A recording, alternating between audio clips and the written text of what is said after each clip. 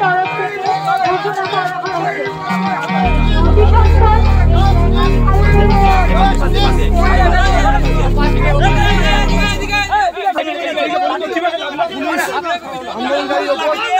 আমরা এক সহায়তা ক্যাম্প চালাচ্ছি। আমরা যখনই দেখছি যে বিভিন্ন ধরনের আন্দোলনকারীদের পুলিশ মারছে, কিছুক্ষণ আগে একটা মহিলাকেও এইভাবে মারা হয়েছে। উনি আহত হলেন কিভাবে? পুলিশ মেরেছে, লাঠি আন্দোলন করছে। এরকম কতজন আন্দোলনকারী আহত? আপাতত 30 থেকে 40 জন আমাদের ক্যাম্পে শুধুমাত্র এখনো পর্যন্ত আহতকারী এসছে।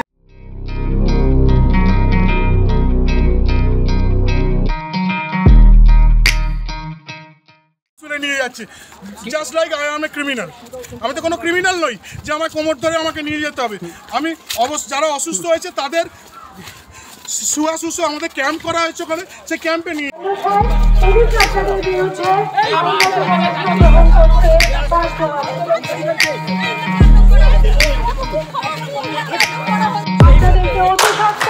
এই জায়গা খালি করে দেওয়ার নির্দেশ দেওয়া হচ্ছে।